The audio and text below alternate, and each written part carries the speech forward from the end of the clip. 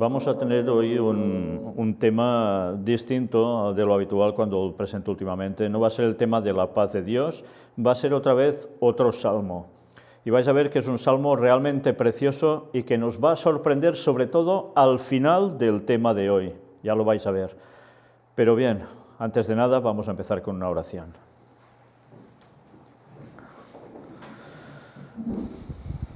Padre nuestro que estás en los cielos, nos ponemos en tus manos para que tú nos guíes en el aprendizaje de tu palabra, para que nos ayudes a ir comprendiendo cada vez más cosas que nos acerquen más a ti y también entre nosotros. Cuida de que nuestras mentes estén centradas en el conocimiento que quieres darnos y ayúdanos, Señor, a que todo lo que vayamos aprendiendo nos ayude a tener ese gozo de la salvación, de estar contigo, de momento ahora, aunque sea en la lejanía por el Espíritu Santo, pero después, y ya de aquí muy poco tiempo, poder estar en persona contigo por siempre, Señor. Perdona todos nuestros pecados, que el Espíritu Santo esté con nosotros. En el nombre de Jesús te lo pedimos todo. Amén. Bien, antes de seguir con el tema, quisiera aclarar una cosa. Algunas personas nos escriben, es que no os ponéis de rodillas para orar. Bien, la congregación ya se pone de rodillas para orar, pero el que está en la cámara se pone de rodillas antes de empezar la predicación y después ya con la imagen nos ponemos de pie porque si no, no se ve nada y ver un vacío pues hace muy feo en una cuestión visual, pero la oración ya ha estado hecha. Tened esto presente, ¿de acuerdo? Una vez dicho esto, y apoyando que las oraciones en la congregación mejor de rodillas, por supuesto, vamos a tratar ya el tema. Mirad la portada de hoy, las puertas eternas. Y la verdad es que cuando hablas de las puertas eternas, seguramente algunos de vosotros, si ha visto lo que hemos ido presentando, igual lo relacionan con las famosas puertas dimensionales, de los cuales presentamos 80 y pico de temas. Pero vamos a ver que, bueno, tiene un algo de eso, pero va mucho más allá aún. Y me gustaría también que vieseis la imagen que aparece a mi espalda. Fijaos que está compuesta de dos imágenes. Bueno, debería estar compuesta de dos imágenes. Ha habido un problema. Bueno, miraremos a ver si lo podemos arreglar en el transcurso de la emisión. A ver si es posible que aparezcan las dos imágenes de estos muros. Tiene que ver con Jerusalén. Pero bien, eso sí podemos arreglarlo. En una se veía una imagen de Jerusalén antigua, bueno, las murallas, las puertas, y en otra se veía precisamente lo que hay a mi espalda, que es una imagen representativa de la Nueva Jerusalén. Una puesta al lado de la otra era la simbología de lo que vamos a ver hoy. Y el tema, muy sencillo. ¿Tenéis Biblias? Pues ya las podéis ir abriendo. Los que no tengáis una Biblia a vuestra disposición enseguida, pues vamos a verlo en pantalla. Es el Salmo 24. Fijaos que el salmo anterior es súper conocido por todos, el Salmo 23, el de Jehová es mi pastor, nada me faltará, etcétera, etcétera. Y es auténticamente precioso. Pero el Salmo 24 es un salmo muy corto, tiene 10 versículos, pero es algo que normalmente no se suele tratar. Y bueno, hoy vamos a darnos cuenta que es uno de los más maravillosos de los que podemos llegar a tener conocimiento. Vamos primero a leer el texto, luego veremos otras cosas. De Jehová es la tierra y su plenitud, el mundo y los que en él habitan. Con lo cual, de Jehová es toda la tierra y todo lo que hay sobre el planeta. Evidentemente, sobre todo, el ser humano, ¿cómo no? Porque Él la fundó sobre los mares y la firmó sobre los ríos. O sea, está bien establecida. Y este texto, una vez más, nos recuerda a Génesis 1, el momento de la creación.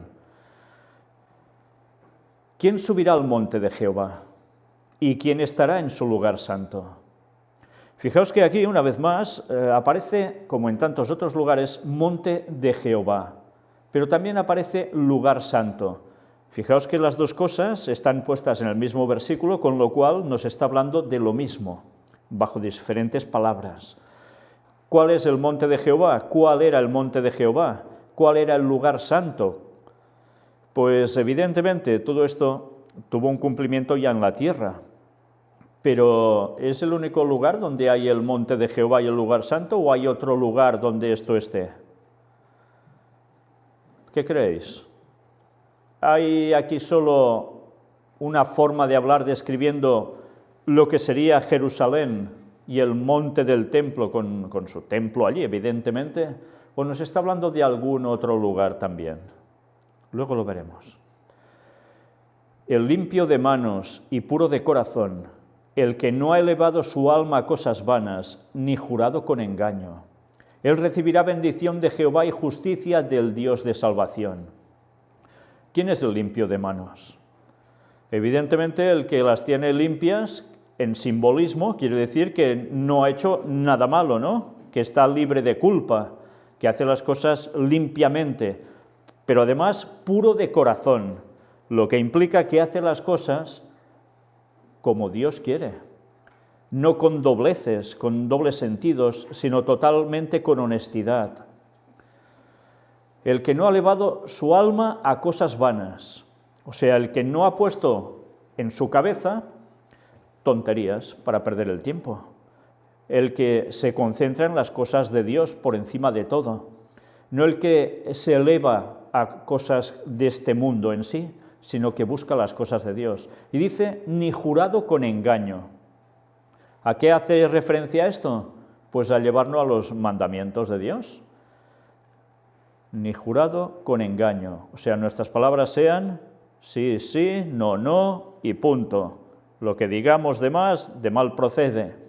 Por tanto, no mentirás, no levantarás falso testimonio. ¿Y todos estos qué consiguen? Pues tal es la generación de los que le buscan. Ellos reciben la bendición de Dios y la justicia del Dios de salvación. Fijaos, recibir la justicia del don de Dios como nuestra salvación, ¿qué implica? Que por fin habrá justicia. ¿No hay una bienaventuranza que habla sobre los justos? Alguien que tiene sed de justicia y serán saciados. ¿Y cómo se va a conseguir eso? Pues por el poder de Dios, al final, eso va a darse. Tal es la generación de los que le buscan, o sea, de la humanidad que lo busca en este sentido, de los que buscan tu rostro, oh Dios de Jacob. En el texto hebreo parece ser que solo pone, oh Jacob, pero en consonancia va directamente a esta misma referencia. Y atención ahora, porque el versículo 7 lo leemos y, como tantas veces cuando lees, te quedas más o menos igual. Y puedes estar leyéndote este texto no sé cuántas veces en tu vida cada año, cuando haces la lectura del curso bíblico, que lees toda la Biblia en un año, y igual no te das cuenta de lo que estás leyendo. Mirad qué nos dice a partir del versículo 7. Después de haber hecho toda esta descripción, de personas que buscan a Dios, que recibirán la justicia, etc. Alzad, oh puertas, vuestras cabezas, y alzaos vosotras puertas eternas. Ahora veis el título del culto de hoy, puertas eternas. Y entrará el Rey de Gloria. Si yo termino aquí la lectura, ¿qué podéis llegar a pensar con esto? Nos está hablando de la segunda venida de Jesús, cuando Jesús ya va hacia el cielo con todos los redimidos, etcétera, etcétera. Puede ser. Bueno, pues ya veremos más cosas. Y el versículo 8 nos dice, ¿quién es este Rey de Gloria? Jehová el fuerte y valiente, Jehová el poderoso en batalla. Fijaos que aquí se está mostrando un diálogo, A veces estamos leyendo esto seguido, no nos damos cuenta que esto es un diálogo entre dos partes. Y uno pregunta, el otro responde. pero además de una forma reiterativa, pero que va añadiendo algo. Volvemos al versículo 7, fijaos bien. Alzad, oh puertas, vuestras cabezas, y alzaos vosotras puertas eternas, y entrará el Rey de Gloria. ¿Quién es este Rey de Gloria? Jehová el fuerte y valiente, Jehová el poderoso en batalla. ¿Os dais cuenta del diálogo que se establece? Pues no termina aquí, porque el versículo 9 dice: alzad, oh puertas, vuestras cabezas, y alzaos vosotras puertas eternas, y entrará el Rey de Gloria. Repite lo mismo. Y el versículo 10, ¿quién es este Rey de Gloria? Jehová de los ejércitos, Él es el Rey de la Gloria. Fijaos cómo es un diálogo repetitivo, ¿eh? Y ahora no sé si ubicáis esto en algún contexto. ¿Esto es la segunda venida de Jesús? ¿Qué creéis? Ahora os voy a preguntar directamente, cosa no habitual en un culto. ¿Esto es la segunda venida de Cristo? En la tercera venida baja primero Cristo, ¿no? Y luego baja a Nueva Jerusalén y entra Cristo y los santos, ¿no? Sí, en la tercera venida de Jesús, después del milenio, baja la Nueva Jerusalén, entra Jesucristo y todos los santos. ¿Pero hay alguien dentro de la ciudad? Después de la resurrección, esto quizá, ¿no? En el caso de después del milenio, no hay nadie dentro de la ciudad, está vacía, se entra. Luego, dices la opción de la resurrección de Cristo. ¿Y qué sucede en la resurrección de Cristo? Entra en la ciudad, ¿no? Entra en la ciudad y recibe el poder, digamos... Entra en la ciudad y recibe el poder arriba, ¿no? ¿Y hay alguna otra referencia de esto? Bueno, pues hoy vamos a hacer un poco de historia, pero una historia que no os voy a contar yo, nos la va a contar el Espíritu de Profecía a través de Ellen White, porque es una historia de un conocimiento precioso, precioso, que nos va a llevar precisamente a esos momentos y a otros. Y después, al final, vamos a tener unos datos más que nos van a dejar boquiabiertos. Primero de todo, ¿os habéis dado cuenta que es un diálogo? Alguien que se acerca a las puertas, hace o lanza una pregunta y desde la muralla, desde dentro de las puertas, responden, ¿no? Van así, pam, pam, pam, pam. Bueno, pues, ¿a quién hacen referencia? Al Rey de Gloria, es Jesús. Va dando unos detalles. Vamos a ver esto. El deseado de todas las gentes. Sé que muchas personas no saben nada sobre este libro y sinceramente después del conflicto de los siglos creo que es el libro que es más necesario leer y leerlo bien, muy bien, porque es realmente el que te hace amar a Cristo, te lleva totalmente a la Biblia con una fuerza tremenda y mirad lo que vamos a ver. Es un capítulo entero, el 87, a mi Padre y a vuestro Padre. Y nos vamos a poner en el contexto, en el momento en que esas palabras de ese salmo tienen aplicación. Había llegado el tiempo en que Cristo había de ascender al trono de su Padre. Como conquistador divino, había de volver con los trofeos de la victoria a los atrios celestiales. Antes de su muerte, había declarado a su Padre: he acabado la obra que me diste que hiciese. Después de su resurrección, se demoró por un tiempo en la tierra a fin de que sus discípulos pudiesen familiarizarse con él en su cuerpo resucitado y glorioso. Ahora estaba listo para la despedida. Había demostrado el hecho de que era un Salvador vivo. Sus discípulos no necesitaban ya asociarle en sus pensamientos con la tumba. Podían pensar en él como glorificado delante del universo celestial. Recordad, Jesús resucita, está aún días entre los hombres, no ha ascendido al cielo, con lo cual evidentemente se denota que las palabras de Cristo al ladrón que tiene al lado, que dice: acuérdate cuando vengas al reino, de mí en tu reino, y Jesús le dice algo: de cierto te digo, y algunas versiones muy mal traducidas dicen: que hoy estarás conmigo en el paraíso. Mala traducción es: de cierto te digo, hoy, ahora, te lo digo, estarás conmigo en el paraíso, pero no le dice cuándo. Jesús no había subido en su muerte directamente al cielo. Quien dice eso, pues hace una aberración doctrinal tremenda. Y mirad cómo continúa esto. Como lugar de su ascensión, Jesús eligió el sitio con tanta frecuencia santificado por su presencia, mientras moraba entre los hombres.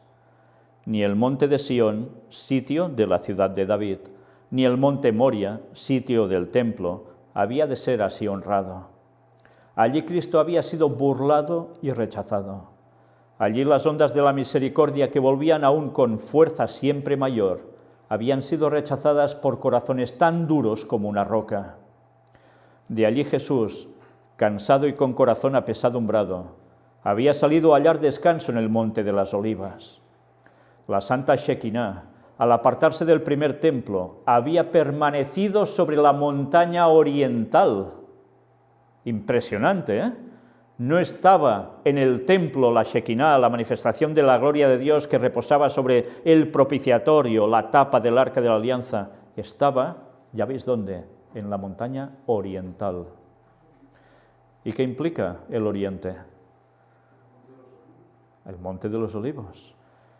¿Y qué más nos implica oriente en consecuencia? ¿Lo recordáis? Orión, la simbología de Orión por donde vendrá Cristo y por donde nosotros pasaremos al cielo. Como si le costase abandonar la ciudad elegida, por eso se quedó la Shekinah allí aún. Así Cristo estuvo sobre el monte de las Olivas, contemplando a Jerusalén con corazón anhelante. Los huertos y vallecitos de la montaña habían sido consagrados por sus oraciones y lágrimas. En sus riscos habían repercutido los triunfantes clamores de la multitud que le proclamaba rey. En su ladera había hallado un hogar con Lázaro en Betania. Hace poco, Ángel trató de esto precisamente. En el huerto de Getsemaní, que estaba al pie, había orado y agonizado solo. Desde esta montaña había de ascender al cielo. En su cumbre se asentarán sus pies cuando vuelva. Impresionante, ¿eh? No como varón de dolores, sino como glorioso y triunfante rey. Estará sobre el monte de las Olivas, mientras que los aleluyas hebreos se mezclen con los hosanas gentiles y las voces de la grande hueste de los redimidos hagan resonar esta aclamación: coronadle Señor de todos. ¿Y esto en qué venida será? En la tercera, no en la segunda, ¿eh? Tened presente, porque en la segunda Jesús no tocará con su pie en tierra. Lo hará en la tercera, cuando descienda la nueva Jerusalén. Él, tocando con su pie sobre la cima del monte de los Olivos, se abrirá una gran explanada y allí se asentará precisamente la nueva Jerusalén. Esto nos debería hacer pensar, ¿hará algo Satanás para intentar imitar esta segunda venida de Cristo? Tengámoslo presente. Ahora, con los 11 discípulos, Jesús se dirigió a la montaña. Mientras pasaban por la puerta de Jerusalén, muchos ojos se fijaron, admirados, en este pequeño grupo conducido por uno que unas semanas antes había sido condenado y crucificado por los príncipes. La gente vio a Jesús y sus discípulos y lo vio después de haber resucitado andando por allí. Los discípulos no sabían que era su última entrevista con su maestro. Jesús dedicó el tiempo a conversar con ellos, repitiendo sus instrucciones anteriores. Al acercarse a Getsemaní, se detuvo, a fin de que pudiesen recordar las lecciones que les había dado la noche de su gran agonía. Volvió a mirar la vid por medio de la cual había representado la unión de su iglesia consigo y con el Padre. Volvió a repetir las verdades que había revelado entonces. En todo su derredor había recuerdos de su amor no correspondido. Aún los discípulos, que tan caros eran a su corazón, le habían cubierto de oprobio y abandonado en la hora de su humillación. Cristo había estado en el mundo durante 33 años. Había soportado sus escarnios, insultos y burlas. Había sido rechazado y crucificado. Ahora, cuando estaba por ascender al trono de su gloria, mientras pasaba revista a la ingratitud del pueblo que había venido a salvar, ¿no les retirará su simpatía y amor? ¿No se concentrarán sus afectos en aquel reino donde se le aprecia y donde los ángeles sin pecado esperan para cumplir sus órdenes? No. Su promesa a los amados a quienes dejan la tierra es: yo estoy con vosotros todos los días hasta el fin del mundo. Qué precioso, ¿eh? Jesús podía haber dicho, pues aquí os quedáis todos por todo lo que habéis hecho. Y no, les promete que estará con ellos hasta el fin del mundo, pero evidentemente con los que quieren seguirlo. Al llegar al Monte de las Olivas, Jesús condujo al grupo a través de la cumbre hasta llegar cerca de Betania. Allí se detuvo y los discípulos le rodearon. Rayos de luz parecían irradiar de su semblante mientras los miraba con amor. No los reprendió por sus faltas y fracasos. Las últimas palabras que oyeron de los labios del Señor fueron palabras de la más profunda ternura. Con las manos extendidas para bendecirlos, como si quisiera asegurarles su cuidado protector, ascendió lentamente de entre ellos, atraído hacia el cielo por un poder más fuerte que cualquier atracción terrenal. Se estaba elevando, ¿eh? Y mientras él subía, los discípulos, llenos de reverente asombro y esforzando la vista, miraban para alcanzar la última vislumbre de su Salvador que ascendía.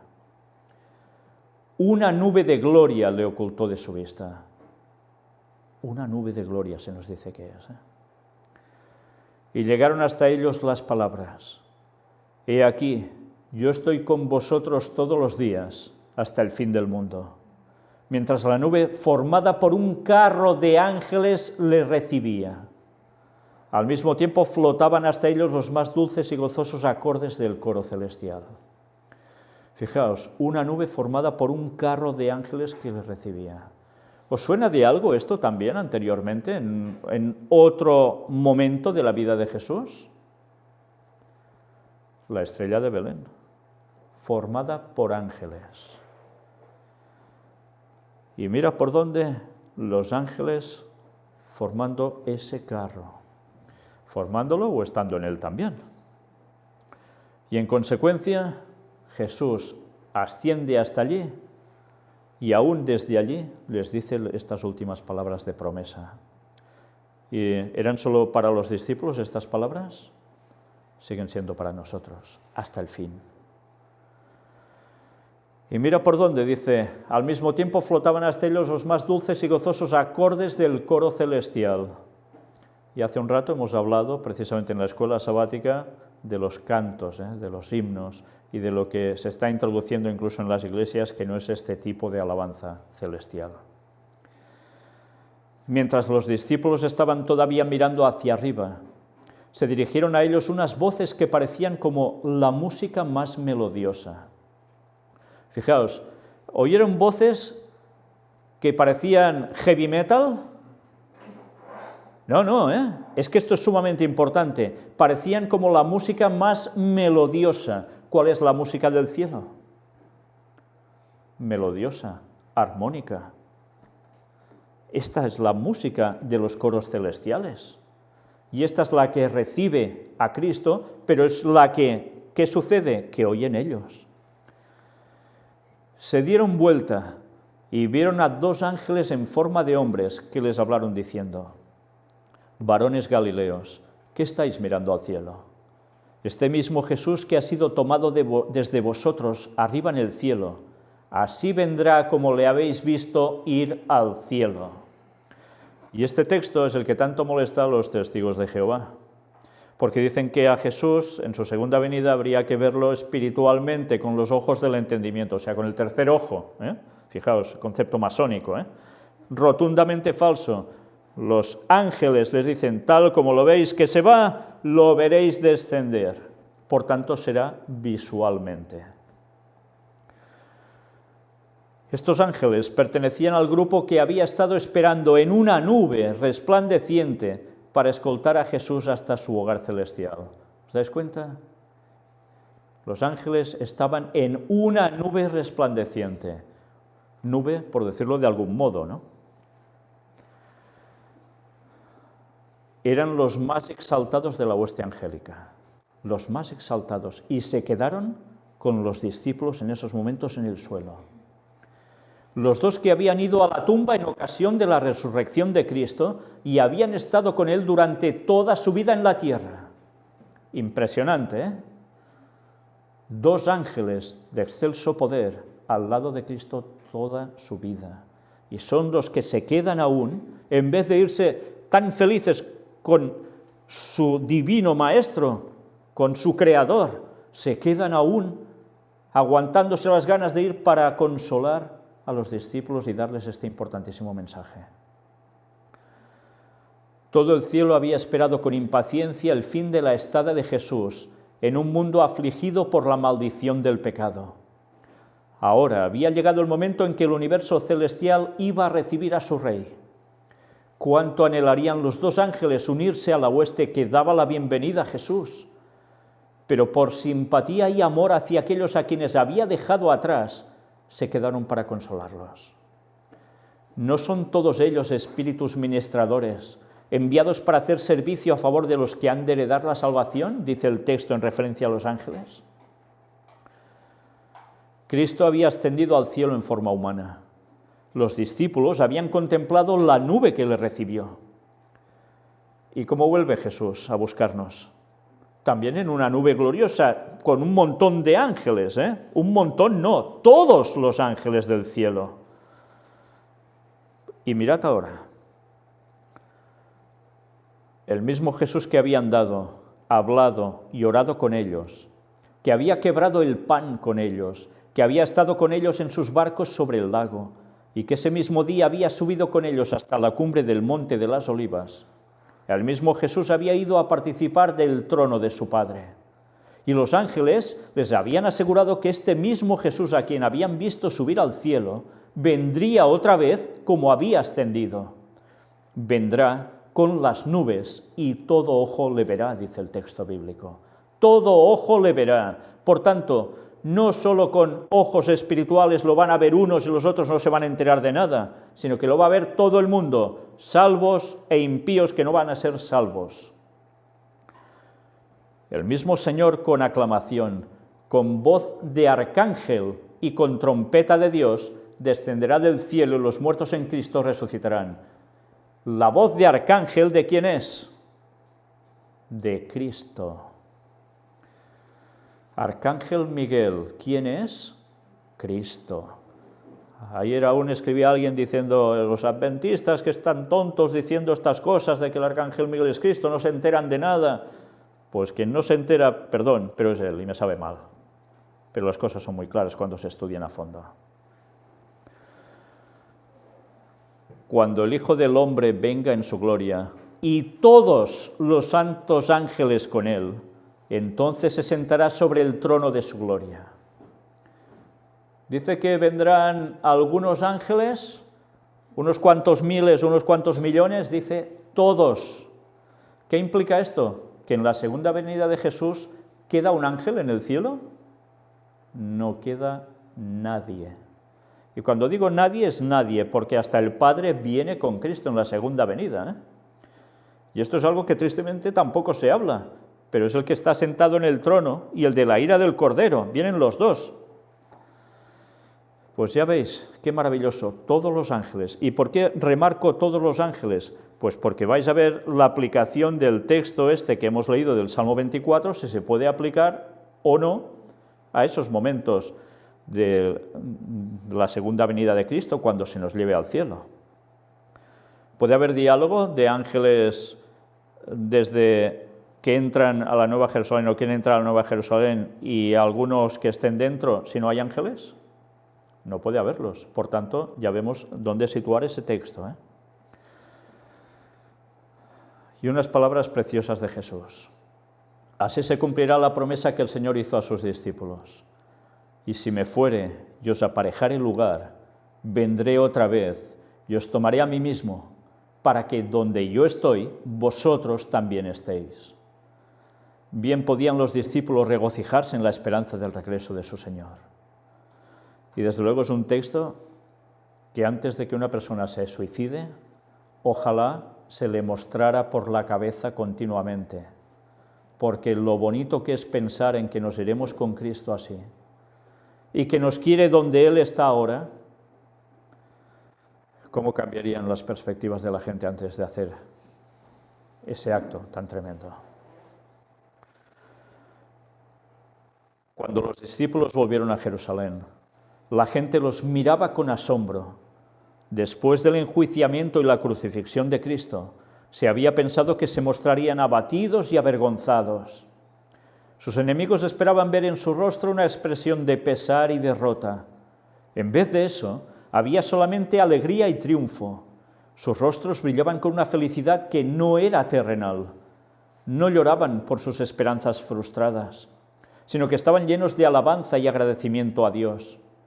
Con regocijo contaban la maravillosa historia de la resurrección de Cristo y su ascensión al cielo, y muchos recibían su testimonio. Es que es tremendo, imaginaos, Jesús muere, es sepultado, y para muchos no resucita, le roban el cuerpo, porque es lo que habían hecho correr los rumores, ¿no? ¿Cómo deberían estar los discípulos? Totalmente destrozados, sus esperanzas por el suelo, era un falso Mesías. Pero han pasado unos días y algunos ya han visto a Cristo con los discípulos después de la resurrección, yendo al Monte de los Olivos donde ascendería. ¿Y cómo vuelven los discípulos? Súper contentos, irradiando luz. Qué bonito, ¿eh? ¿Quién irradiará luz en la segunda venida de Cristo? ¿Solo Jesús y sus ángeles? Los 144.000. No los podrán mirar ni a la cara. Una vez más, fijaos siempre esos paralelismos. ¿Y por qué? Por haber estado en comunión tan íntima con Cristo. Qué precioso.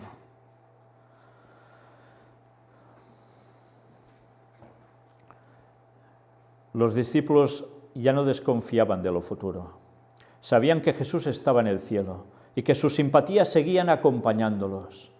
Sabían que tenían un amigo cerca del trono de Dios y anhelaban presentar sus peticiones al Padre en el nombre de Jesús. Con solemne reverencia se postraban en oración, repitiendo la garantía: todo cuanto pidiereis al Padre en mi nombre, os lo dará. Hasta ahora nada habéis pedido en mi nombre. Pedid y recibiréis, para que vuestro gozo sea cumplido. Extendían siempre más alto la mano de la fe con el poderoso argumento: Cristo es el que murió, más aún, el que también resucitó, quien además está a la diestra de Dios, el que también intercede por nosotros. Y el día de Pentecostés le trajo la plenitud del gozo con la presencia del Consolador, así como Cristo lo había prometido, el Espíritu Santo. Que no es el mismo Cristo, por más que algunos se empeñen, son las tres personas de la divinidad, no dos, ni una. Todo el cielo estaba esperando para dar la bienvenida al Salvador a los atrios celestiales. ¿Os estáis poniendo en escena ahora? Todo el cielo estaba esperando para dar la bienvenida al Salvador a los atrios celestiales. ¿Por qué? Estaba en camino, ascendía de la tierra. Mientras ascendía, iba adelante, y la multitud de cautivos libertados en ocasión de su resurrección le seguía. ¿Quiénes son estos? ¿Quién le está siguiendo allí, yendo hacia el cielo? Son gente, son humanos. ¿Recordáis quiénes son, no? Los que resucitan cuando Cristo resucita. Las primicias junto con Él, como representantes de los que van a ser salvos, son llevados al cielo con Cristo. Gente de todas las épocas que Dios decidió que se fueran con Él. Y que recordemos, como dicen otros lugares, se manifestaron a la gente de los lugares. Y que, claro, imaginaos, que se aparezcan gente que había muerto a saber cuántos años ha, y les dieran el mensaje sobre Cristo. ¿Cuánta gente podía resistirse a eso? Y había de muchas estaturas, y entre ellos los antediluvianos, gente enorme de altura. Bueno, imaginaos, ¿no?, que se aparece alguien que había muerto, que mide 4 metros, y que te dé este mensaje, ¿no? Bueno, pues evidentemente se manifestaban a la gente que podía y iba a aceptar a Cristo. Por supuesto, no iban a perder el tiempo tampoco, Pero no había excusa. Por eso no podían detener a los discípulos, porque estaban llenos del Espíritu Santo, pero porque habían visto todo esto y la gente del entorno se había dado cuenta que esto era verdad. Pero aún y así, ¿todos aceptaron? Qué pocos. Muchos sí, pero pocos en general. Y ahora nos dice esto. Y el día de Pentecostés les trajo la plenitud del gozo con la presencia del Consolador, así como Cristo lo había prometido. Era el momento en que ellos podían estar henchidos del Espíritu Santo para dar el mensaje con toda potencia. Todo el cielo estaba esperando para dar la bienvenida al Salvador a los atrios celestiales. Mientras ascendía, iba adelante y la multitud de cautivos libertados en ocasión de su resurrección le seguía. O sea, estaban ahí con él. La hueste celestial, con aclamaciones de alabanza y canto celestial, acompañaba al gozoso séquito. ¿El séquito quién era? Jesús y los resucitados. Y luego había los ángeles cantando, tan sumamente felices. Al acercarse a la ciudad de Dios, la escolta de ángeles demanda. Y ahora vais a ver las palabras del Salmo 24. Mira dónde están aplicadas. Alzad, oh puertas, vuestras cabezas, y alzaos vosotras puertas eternas, y entrará el Rey de gloria. Gozosamente, los centinelas de guardia responden: ¿quién es este Rey de gloria? ¿Os dais cuenta del diálogo? ¿Quiénes son esos centinelas de guardia? Pues otros ángeles que están allí, que no han descendido a la tierra para buscar a Jesús. Pero, ¿centinelas de guardia? ¿Hacen falta centinelas de guardia en el cielo? ¿Recordáis que ya estuvimos hablando de ese tema? Cómo los ángeles tienen una placa de oro, una tarjeta de oro, que guardan intransferible, y que con ellos se presentan a los guardianes del cielo y tienen el libre acceso para entrar. Porque Satanás también quisiera entrar en el cielo con sus ángeles y liarla, y no puede, porque hay los ángeles guardianes. Control, señores, control. Y curiosamente, Satanás plagia lo mismo en la tierra para hacer todo lo contrario a la voluntad de Dios. Impresionante, ¿eh? Y ahora volviendo a ese diálogo. Dicen esto no porque no sepan quién es, sino porque quieren oír la respuesta de sublime loor. Jehová el fuerte y valiente, Jehová el poderoso en batalla. Alzad, oh puertas, vuestras cabezas, y alzaos vosotras puertas eternas, y entrará el Rey de gloria. Vuelve a oírse otra vez: ¿quién es este Rey de gloria? Porque los ángeles no se cansan nunca de oír ensalzar su nombre. Y los ángeles de la escolta responden: Jehová de los ejércitos, Él es el Rey de la gloria. Ahora veis dónde está puesto el Salmo 24, en esos momentos de la ascensión de Cristo. Entonces los portales de la ciudad de Dios se abren de par en par y la muchedumbre angélica entra por ellos en medio de una explosión de armonía triunfante. Fijaos, ¿una explosión de qué? De armonía triunfante. O sea, no van haciendo la cabra loca, ¿eh? Entran en armonía triunfante. Hasta en esto, todo en su sitio. Allí está el trono y en derredor el arco iris de la promesa. Allí están los querubines y los serafines, los comandantes de las huestes angélicas, los hijos de Dios, los representantes de los mundos que nunca cayeron, están congregados. ¡Qué escena, eh! Y a veces solo nos imaginamos que entra allí, ¡pam!, y ya está. Pues mirad cómo fue todo, y de qué modo, ¿eh? Llegan a ver hasta habitantes de otros mundos que nunca cayeron. ¿Pero todos los habitantes de otros mundos, de otros planetas creados por Dios? No, los representantes. Bueno, ¿quién debería ser el representante de la tierra en el cielo? Adán. ¿Lo pudo ser? No, porque pecó. ¿Quién pasa a ser el representante de la tierra? Satanás. Pasa a ser el príncipe de este mundo.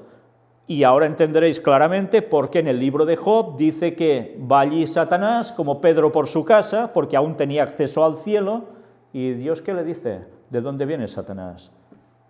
De rodear la tierra y andar por ella. Y es cuando considera a mi siervo Job, etcétera, etcétera.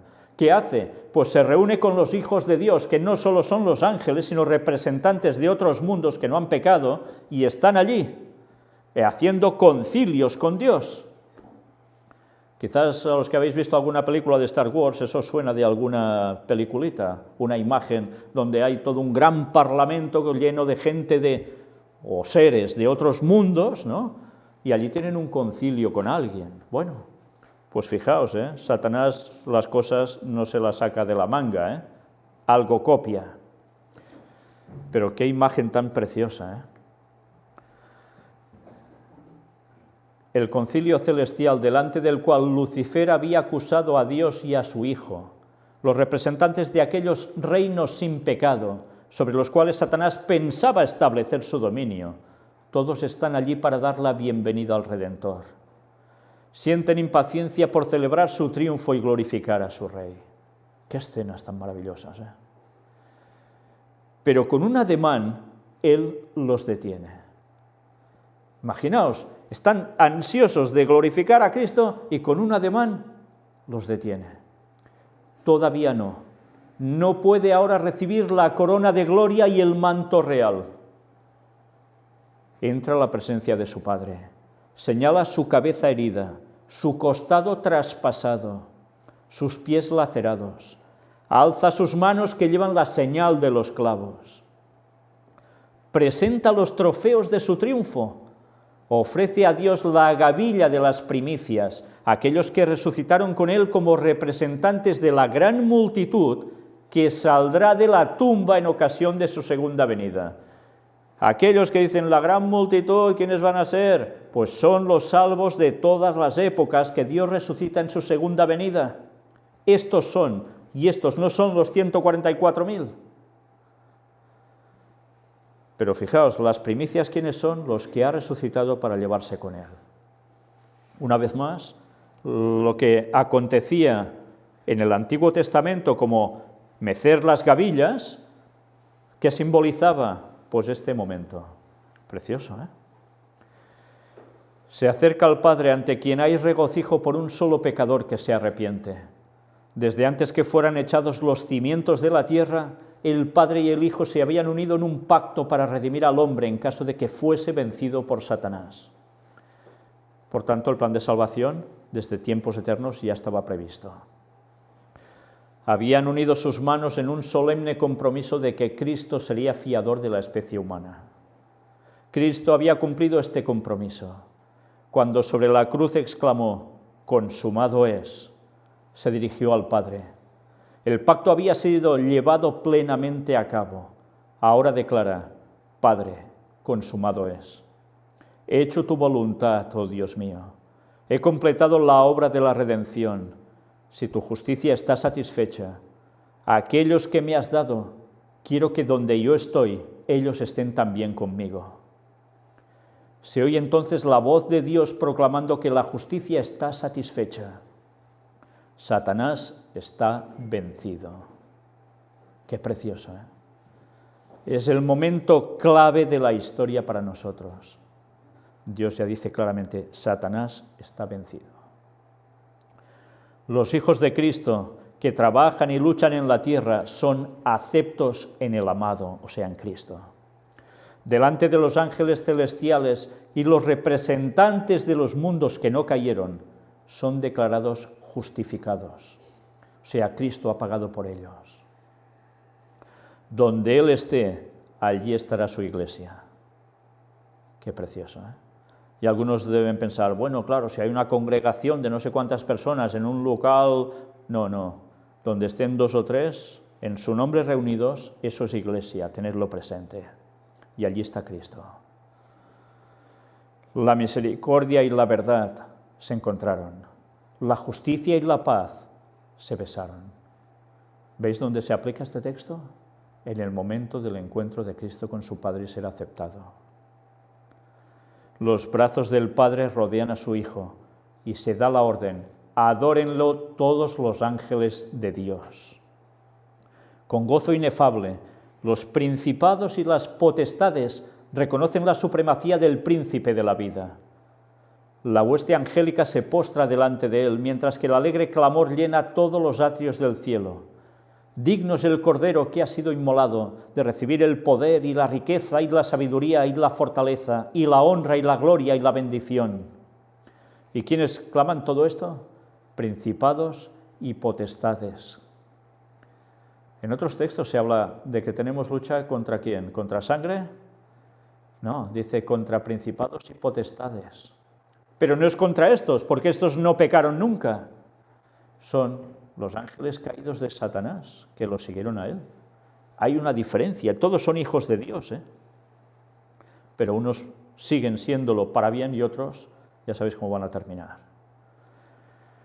Los cantos de triunfo se mezclan con la música de las arpas angelicales, hasta que el cielo parece rebosar de gozo y alabanza. Fijaos, utilizan una guitarra eléctrica para ¡qué bien! No, para nada. Arpas, arpas. ¿Habéis oído alguna vez un arpa que suene brutalmente agresiva? Difícil, ¿eh? Bueno, pues imaginaos, con arpas haciendo esto. El amor ha vencido. Lo que estaba perdido se ha hallado. El cielo repercute con voces que en armoniosos acentos proclaman: bendición y honra y gloria y dominio al que está sentado sobre el trono y al Cordero por los siglos de los siglos. O sea, a Dios Padre y a Cristo. Desde aquella escena de gozo celestial nos llega a la tierra el eco de las palabras admirables de Cristo. Subo a mi Padre y a vuestro Padre, a mi Dios y a vuestro Dios. La familia del cielo y la familia de la tierra son una. Qué precioso. ¿Y cuánta gente se desespera porque se cree que está solo en este mundo? Ni la familia lo acompaña, ni los amigos, nada, solos, desesperados.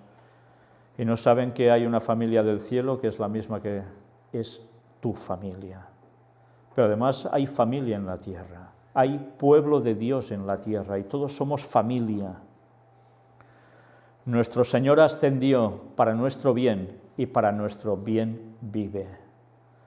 Por lo cual puede también salvar eternamente a los que por Él se allegan a Dios, viviendo siempre para interceder por ellos. ¿Quién intercede por nosotros? ¿Un cura? ¿Unos santos? ¿La Virgen María? El que vive por siempre es Jesucristo y es el que intercede por nosotros por su sacrificio. Mirad qué fácil es echar por tierra doctrinas de iglesias que dicen servir a Dios y lo que están haciendo es servir a Satanás. Precioso capítulo, ¿no? Precioso. Pero ya veis, ¿dónde estaba puesto el Salmo 24? En esos momentos. Pero hay algo más de historia y algo que nos va a sorprender quizás. Vamos al comentario bíblico adventista, el tomo 3, que habla precisamente sobre Salmos. Y mirad qué nos dice. Esto no está escrito por Ellen White, aunque hace referencias también a alguna cosa que ella escribió. El Salmo 24, uno de los himnos compuestos para celebrar la fundación de Jerusalén como la ciudad del gran rey. ¿Lo sabíais esto? Pues sí, es lo que aparece en el Salmo 30, en el 101, en el 132, versículos del 1 al 9. El Salmo 24 fue hecho para esto. Parece tener su marco histórico en los acontecimientos narrados en 2 de Samuel 6 y 1 de Crónicas 15.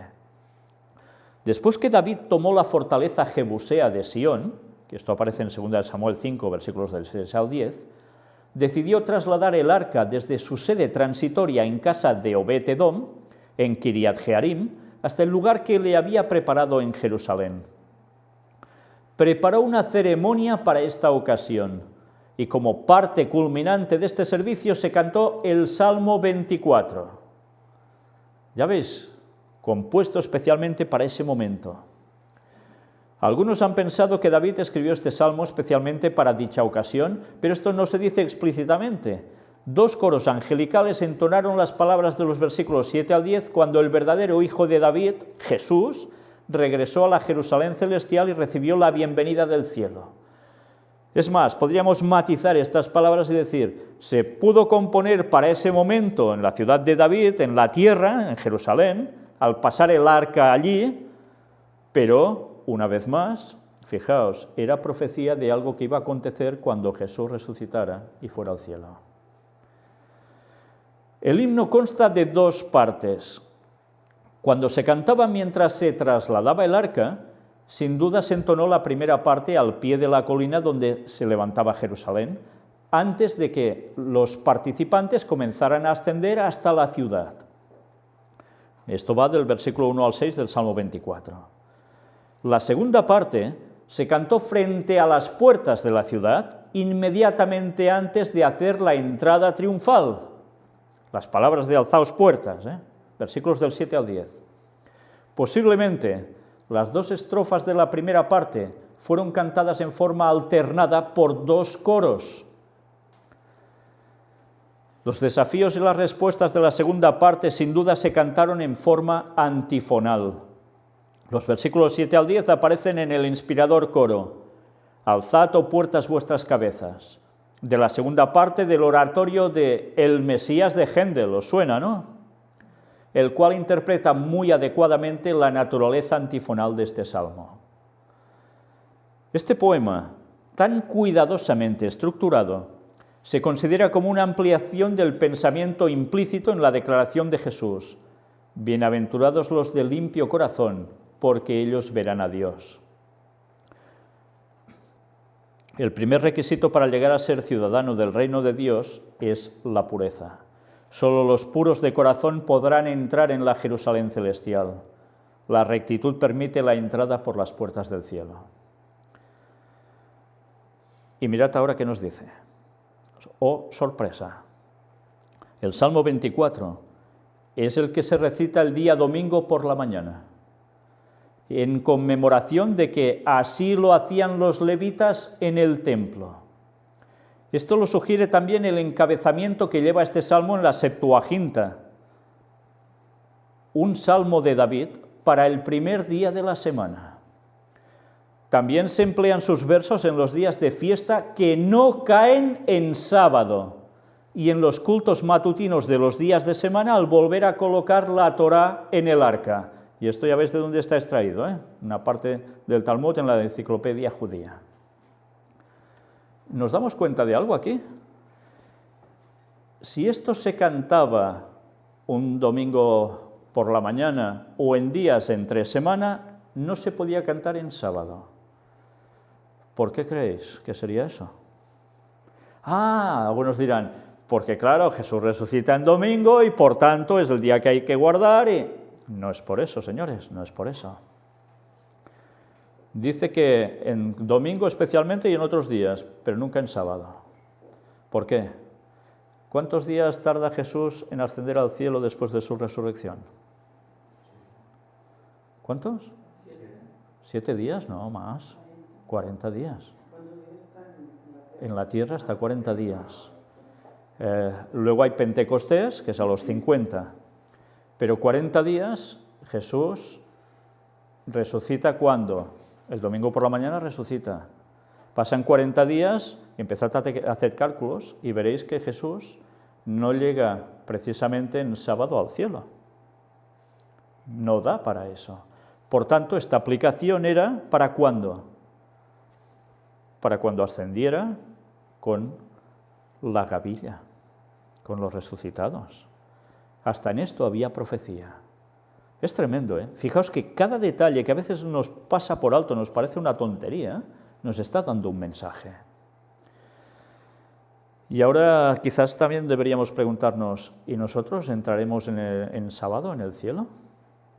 Jesús viene en sábado a buscarnos y estará todo un día viniendo de oriente hasta occidente, circundando la tierra para recoger a su pueblo.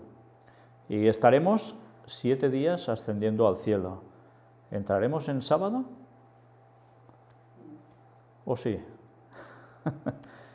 7 días. ¿Cuándo terminará de recoger a su pueblo entonces? Cuando empieza el domingo. ¿Contamos? Domingo, lunes, martes, miércoles, jueves, viernes, sábado. Entonces, ¿cuándo entraremos en el cielo? Estamos al final del sábado, principio del domingo, Bueno, antes decíamos, este texto, fijaos que puede tener una aplicación que va aún más allá de todo esto, ¿eh? La verdad es que es maravilloso darnos cuenta cómo precisamente algo que fue escrito para trasladar el arca del pacto a Jerusalén antigua, luego sirvió para que Jesús entrara, ¿dónde? En la Jerusalén celestial. Pero cuando haya la segunda venida de Jesús, hay un detalle. ¿Entraremos nosotros diciendo, alzaos, oh puertas, y se nos va a responder desde dentro? No, porque en la segunda venida no hay nadie en el cielo. ¿Entendéis?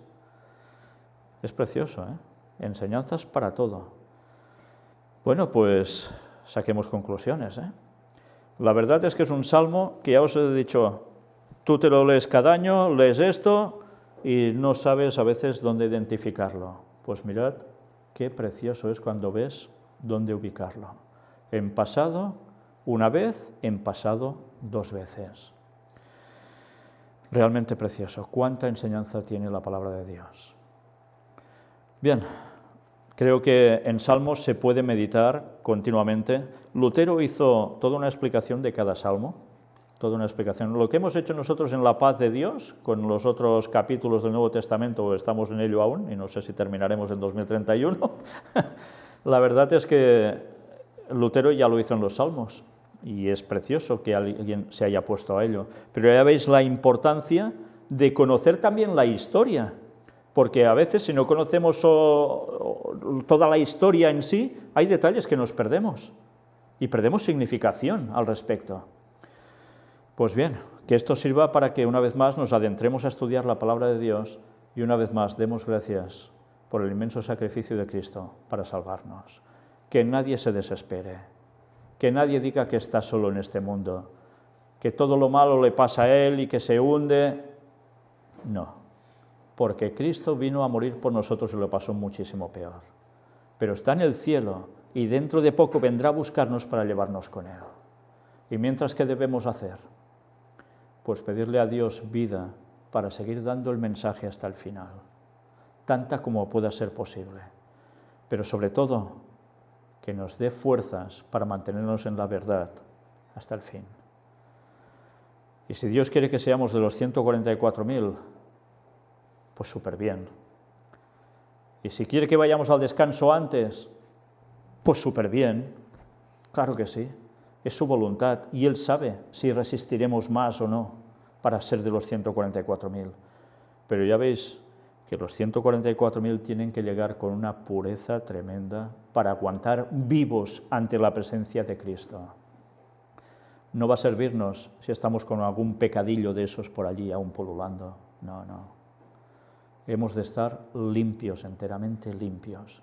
Y entonces seremos transformados en un abrir y cerrar de ojos para podernos ir con Él. Los impíos no van a haber cambiado, no cambiarán nada de sí mismos, no aceptarán el mensaje del cuarto ángel. ¿Y cómo van a terminar con el resplandor de Cristo? Fulminados. No podrán resistirlo porque no habrán sido transformados. Pero para ser transformados en ese entonces, debemos empezar a ser transformados ya ahora. Y ya va siendo hora que todos nos autoanalicemos, oremos y le pidamos a Dios perdón por las cosas que hemos hecho mal y por las que seguimos haciendo mal a veces, y que queremos cambiar y que nos ayude a ello. Y buscar esta armonía entre el pueblo de Dios, sabiendo que somos familia aquí en la tierra y estamos unidos con la familia del cielo. Y que Jesús muy pronto vendrá a buscarnos a todos los que Él considere con manos limpias. Que Dios os bendiga. Maranata 2031. El Señor vuelve. Vamos a concluir con una oración.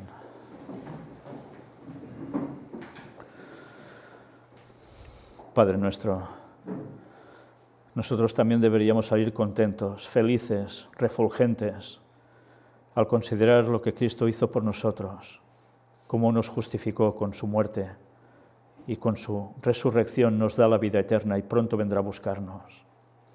Gracias porque tú prometes que lo que te pidamos, Señor, en su nombre nos lo darás. Ayúdanos a saber qué pedir, según tu voluntad, por encima de todo, y que se cumpla.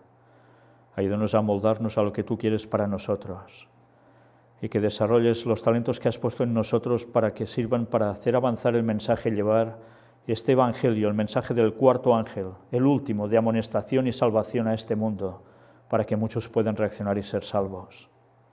Ayúdanos a no callar, Señor, ni a doblegarnos, sino a seguir firmes hasta el fin.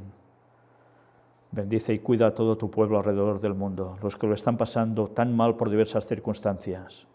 Dales consuelo y ayúdalos, Señor, para que salgan adelante y también cumplan su misión aquí. Y prepáranos para todo lo que viene, porque sabemos que lo que viene es lo peor de la historia. Pero, Señor, te queremos pedir que nos ayudes a seguir fieles, dando este mensaje con toda la potencia, llenos del Espíritu Santo, porque el Espíritu Santo sea derramado sobre nosotros en la lluvia tardía y terminemos tu obra. Perdona todos nuestros pecados, únenos siempre a ti y entre nosotros, en la plena verdad. En el nombre de Jesús te lo pedimos todo. Amén.